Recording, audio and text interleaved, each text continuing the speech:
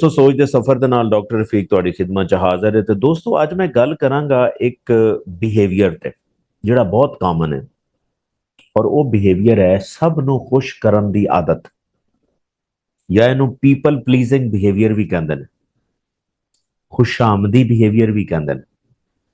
ਯਾਨੀ ਕਿ ਇਹ ਉਹ ਬਿਹੇਵੀਅਰ ਹੈ ਜਿਹੜਾ ਸਭ ਤੋਂ ਜ਼ਿਆਦਾ ਨੁਕਸਾਨ ਉਸੇ ਇਨਸਾਨ ਨੂੰ ਪਹੁੰਚਾਉਂਦਾ ਹੈ ਜਿਹਦੇ 'ਚ ਇਹ ਆਦਤ ਹੈ, ਲੋਕਾਂ ਨੂੰ ਖੁਸ਼ ਕਰਨ ਦੀ ਆਦਤ। ਦੇਖੋ, ਲੋਕਾਂ ਦੀ ਇੱਕ ਸਹੀ ਤਾਰੀਫ ਕਰਨਾ ਫਰਜ਼ ਹੈ, ਮੈਂ ਸਮਝਣਾ।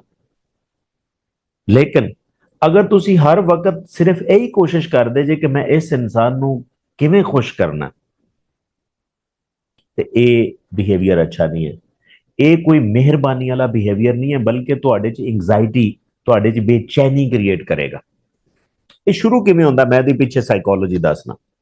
ਇਹ ਪੈਟਰਨ, ਇੱਕ ਆਦਤ ਬਣਦੀ ਹੈ।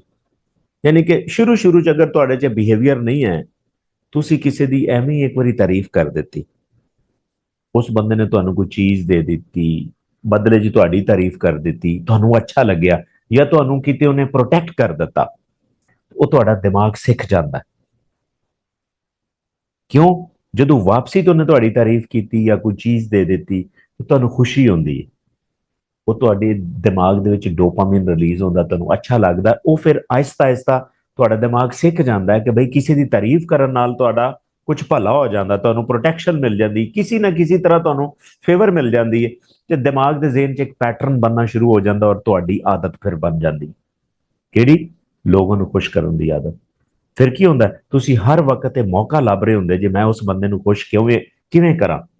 ਅਗਰ ਚੀਜ਼ਾਂ ਤੁਹਾਨੂੰ ਨਹੀਂ ਮਿਲ ਰਹੀਆਂ ਉਹਨੂੰ ਖੁਸ਼ ਕਰਨ ਵਾਸਤੇ, ਤਾਂ ਤੁਹਾਨੂੰ ਬੇਚੈਨੀ ਹੋਏਗੀ, ਤੁਹਾਨੂੰ ਐਂਗਜ਼ਾਇਟੀ ਹੋਏਗੀ, ਔਰ ਤੁਸੀਂ ਦਿਨ ਰਾਤ ਸਿਰਫ ਇਸੇ ਚੱਕਰ 'ਚ ਰਹੋਗੇ ਕਿ ਮੈਂ ਉਸ ਬੰਦੇ ਨੂੰ ਖੁਸ਼ ਕਿਵੇਂ ਕਰਨਾ।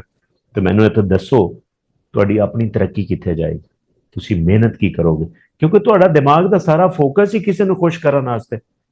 ਇਹ ਜਿਹੜਾ ਬਿਹੇਵੀਅਰ ਹੈ, ਇਹ ਅਗਲੇ ਇਨਸਾਨ ਵਾਸਤੇ ਵੀ ਨੁਕਸਾਨਦੇਹ, ਕਿਉਂਕਿ ਉਸ ਬੰਦੇ ਨੂੰ ਵੀ ਇੱਕ ਆਦਤ ਪੈ ਜਾਏਗੀ ਤਾਰੀਫ ਸੁਣਨ ਦੀ, ਉਹਨੂੰ ਵੈਲੀਡੇਸ਼ਨ ਦੀ ਆਦਤ ਪੈ ਜਾਏਗੀ, ਔਰ ਤੁਹਾਡਾ ਨੁਕਸਾਨ ਕੀ ਹੋਏਗਾ? ਤੁਹਾਨੂੰ ਸਿਰਫ ਬੇਚੈਨੀ ਰਹੇਗੀ, ਐਂਗਜ਼ਾਇਟੀ ਰਹੇਗੀ ਕਿ ਮੈਂ ਕਿਹੜਾ ਤਰੀਕਾ ਲੱਭਾਂ ਜਿਹਦੀ ਵਜ੍ਹਾ ਤੋਂ ਅਗਲੇ ਬੰਦੇ ਨੂੰ ਮੈਂ ਖੁਸ਼ ਕਰਾਂ।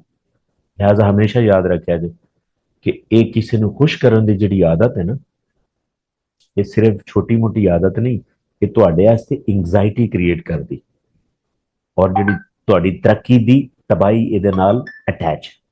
ਲਿਹਾਜ਼ਾ ਹਮੇਸ਼ਾ ਕੋਸ਼ਿਸ਼ ਕਰੋ ਕਿ ਇੱਕ ਹਕੀਕੀ ਕਿਸੇ ਦੀ ਤਾਰੀਫ ਬਣਦੀ ਹੈ ਉਹਨੂੰ ਜ਼ਰੂਰ ਖੁਸ਼ ਕਰੋ, ਲੇਕਿਨ ਹਰ ਵਕਤ ਇਹ ਸੋਚਣਾ ਕਿ ਮੈंने ਕਿਸੇ ਨੂੰ ਕਿਵੇਂ ਖੁਸ਼ ਕਰਨਾ, ਇਹਦੇ ਤੋਂ ਪਰਹੇਜ਼ ਕਰੋ। ਉਮੀਦ ਹੈ ਕਿ ਤੁਹਾਨੂੰ ਕਨਸੈਪਟ ਸਮਝ ਵਿੱਚ ਆਇਆ ਹੋਵੇਗਾ। ਲੇਕਿਨ ਫਿਰ ਵੀ ਤੁਹਾਡਾ ਕੋਈ ਕੁਐਸਚਨ ਹੈ ਤੇ ਕਮੈਂਟ ਸੈਕਸ਼ਨ ਜ਼ਰੂਰ ਮੈਂਸ਼ਨ ਕਰੋ, ਇਨਸ਼ਾਅੱਲਾ ਮੈਂ ਉਹਦਾ ਜਵਾਬ ਵੀ ਦੇਵਾਂਗਾ। ਹੋ ਸਕਿਆ ਤੇ